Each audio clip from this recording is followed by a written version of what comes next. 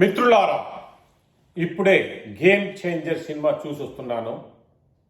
ముఖ్యంగా యంగ్ ప్రేక్షకులకు తెలియని ఒక నిజం ఏంటంటే, శంకర్ అతి గొప్ప డైరెక్టర్ అండి. 1993 నుండి ఆయన అప్పట్లో జెంటిల్మెన్, ప్రేమికుడు, భారతీయుడు, ఒకే ఒక్కడు, అపరిచితుడు, నాయకుడు, మొన్నటి శివాజీ, రోబో 1, రోబో 2 లాంటి అద్భుతమైన సృష్టికర్త, బ్రహ్మాండమైన మంచి డైరెక్టర్. కాబట్టి ఇటీవల ఆయన సృష్టిలో కొంచెం లోటు కనిపిస్తున్నది. ఇండియన్ 2 నుండి ఇంతకుముందు ఐ వరకు. సరే, ఇంకా మన రామ్ చరణ్ ఇటీవల ఆయన రంగస్థలం కానీ త్రిపురాలో కానీ మంచి నటన ప్రదర్శించి గ్లోబల్ స్టార్గా ఎదిగారు అంటున్నారు. సరే, ఇంకా వీరిద్దరు కాంబినేషన్లో దిల్ రాజు గారి నిర్మాణ సారథ్యంలో కోట్ల రూపాయలు ఖర్చు పెట్టి సినిమా తీశారు. సినిమా ఒక ముఖ్యమంత్రి కథ. సింపుల్గా చెప్తాను. ఒక ముఖ్యమంత్రి, సత్యమూర్తి అనేటువంటి శ్రీకాంత్ ముఖ్యమంత్రి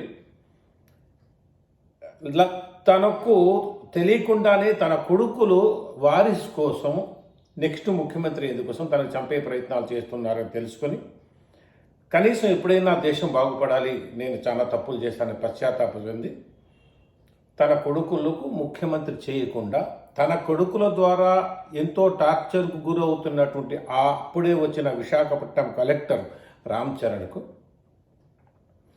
ముఖ్యమంత్రి చేయాలని ప్లాన్. సరే, ఆ తర్వాత ఆయన ఆ కొడుకులు తండ్రిని చంపేయడం. ఆ ముఖ్యమంత్రి ఎవరవుతారు, ఏంటి, కొడుకులు అవుతారా లేక కలెక్టర్ అవుతారా అనేది కథ మొత్తం.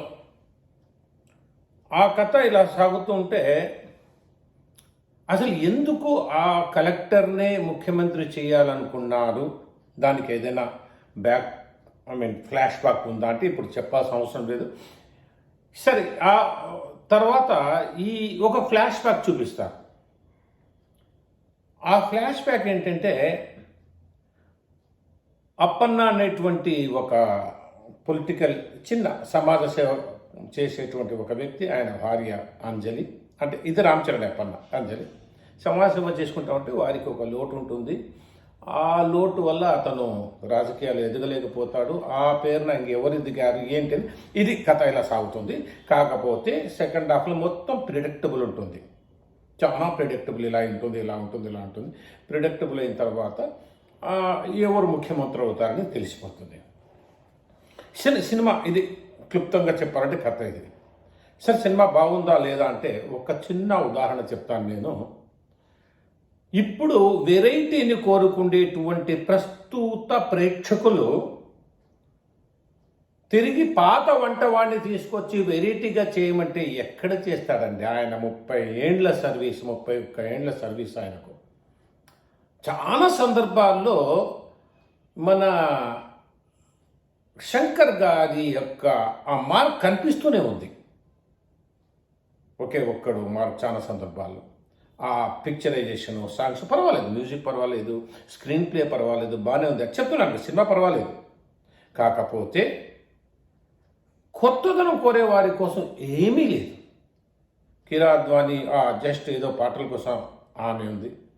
ఈమె అంజలి పర్ఫార్మెన్స్ బాగుంది. ముఖ్యంగా రామ్ చరణ్ అప్పన్న అనేటువంటి పాత్రలో చాలా బాగా చేశారు. ఈ పాత్ర కూడా ఐఏఎస్గా ఉంటాడు, ఐపీఎస్గా ఉంటాడు. కథ కోసము, స్క్రీన్ ప్లే కోసము రకరకాలుగా ఏదో చాలా కష్టపడ్డారు అనిపిస్తుంది. ముఖ్యంగా ఆ ఇంటర్వ్యూలకు ముందు, క్లైమాక్స్ ముందు సినిమా చాలా మంచి ట్విస్ట్లతో చాలా చేశారు. కానీ ఏదో లోపించింది, ఏదో కొత్తదనపు లోపించింది. ఇవన్నీ ఇంతకుముందు చూసాం కదా అనేటువంటి ఆలోచన, అనేటువంటి ఫీలింగ్ ప్రేక్షకులు కలుగుతున్నది. పాటలు పర్వాలేదు. అందులో ఇప్పుడిప్పుడే పుష్ప 2 నుండి బయటపడుతున్నాం. ఆ పుష్ప 2ను టాలీ చేసుకుంటారు, వేరే హిట్ సినిమాను టాలీ చేసుకుంటారు. అందుకని సినిమా చూస్తున్నంతసేపు పర్వాలేదు అనిపించుకున్నా కూడా సినిమా నుంచి వచ్చిన తర్వాత ఏం కొత్తదనం ఉందబ్బా అనిపిస్తుంది సినిమా చూస్తానే. ఇప్పుడు అందుకే నేను ఒక విషయం చెప్పాలనుకున్నాను. ముఖ్యంగా సినిమా తీస్తూనే బయటకు వస్తూ ఇలా ఈ యూట్యూబ్ వాళ్ళు పేపర్ వాళ్ళు ఉంటారు అక్కడ, పబ్లిక్ రివ్యూ అని. ప్రతి ఒక్కడు ఒకే మాట, సూపర్ సూపర్ డూపర్, ఇంకేదో ఎక్సలెంట్, అవి ఏవి నడుస్తూ ఉంటారు. యాక్చువల్ విషయం ఏంటంటే నేను చాలా సందర్భాల్లో ఈ వీడియోస్ చూస్తూ ఉంటాను. ఒక వ్యక్తి ఆ ప్రెస్ యూట్యూబర్స్ దగ్గర పోయి సూపర్ సూపర్ అని అరుస్తూ ఉంటే అతను చూస్తూ ఇంకొకటి వెళ్తూ ఉంటాడు చూడండి, ఆ ఫేస్లో సినిమా కథ తెలిసిపోతుంది, ఆ సినిమా యొక్క టాప్ తెలిసిపోతుంది. నవ్వుకుంటూ ఉంటాడు, ఇతను సూపర్ 100 days 1000 crores అని అంటూ అరుస్తుంటే ఇంకొకటి అరుచుకుంటూ ఇలా చూసి నవ్వుతూ వెళ్ళిపోతాడు. ఆ నవ్వులతోనే తెలిసిపోతుంది సినిమా పరిస్థితి ఏంటో. ఒకవేళ అక్కడ ఉండే సినిమా బాగాలేదంటే కొడతారు. ఇంతకుముందు ఏదో సినిమాను ఏదో ప్రభాస్ ఫ్యాన్స్ ఎవరికో కొట్టారనేది కూడా విన్నాను నేను. కాబట్టి సినిమా ఎంత బాగుంది ఎంత బాగాలేదు అనేది ఒక్కరోజు కాకపోతే మరుసటి రోజు తేలిపోతుంది, అది తెలిసిపోతుంది. అసలు సినిమా కథ ఎలా ఉండాలంటే అది వెంపడించాలండి. అసలు ఆ సీన్స్ అవి ఏ ఎమోషన్స్ అయినా, నవరసాల్లో ఏ రసమైనా ఏ రకంగా ఉంది. ఇప్పుడు నేను చెప్తున్నా, అప్పన్న పాత్రలో చాలా బాగా చేశాడు రామ్ చరణ్ అని. ఈవెన్ అంజలి కూడా నేను కనుక్కోలేకపోయాను అసలు తల్లి పాత్రలో ఆమె చేసిన ఆ పర్ఫార్మెన్స్. యంగ్గా బాగా కనుక్కున్నాను కానీ కొంచెం టైం పట్టింది. అలా ఆ పాత్రను చూస్తేనే ఒక రకమైన ఫీలింగ్ రావాలి. ఆ ఫీలింగ్ వచ్చినా కూడా ఇలా అంటే పాతవే కదా ఇదంతా, ఇంతకుముందు ఎన్నిసార్లు చూసాం. అందులో వీళ్ళు చేసిన మరో పొరపాటు అంటే ప్రీతంగా హైప్ తీసుకొచ్చారు, ఖర్చు కొట్ట పెట్టండి. ప్రతి సీన్లో ఖర్చు ఉందండి, ప్రతి సీన్లో కూడా మనుషులు, గుంపులు, లాంగ్ షాట్స్, అవి ఇవి చూస్తున్నంతసేపు సర్వాలేదు అనిపించింది సినిమా.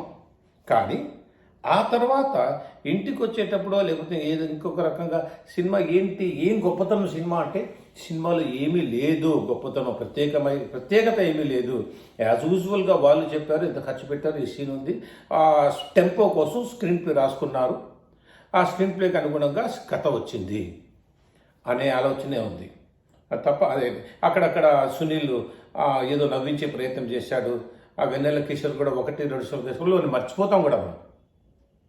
ఆ రకంగా సినిమా ఉంది. సినిమాలో రామ్ చరణ్ నటన పర్వాలేదు అనిపించింది. యాజ్ యూజువల్ శంకర్ డైరెక్షన్ తప్ప కొత్తదనం ఏమీ లేదు. ఇక ఖర్చు విపరీతమైన ఖర్చు ఉంది. కానీ ఆ ఖర్చు ఎలా ఉందంటే కొన్ని సందర్భాల్లో మాది హై బడ్జెట్ సినిమా, బిచ్చగాడు కూడా సూటు బూటు వేసుకుని బిచ్చమతో అడగాలి అనే తీరులో ఉన్నాయి కొన్ని సందర్భాల్లో ఆ ఖర్చు.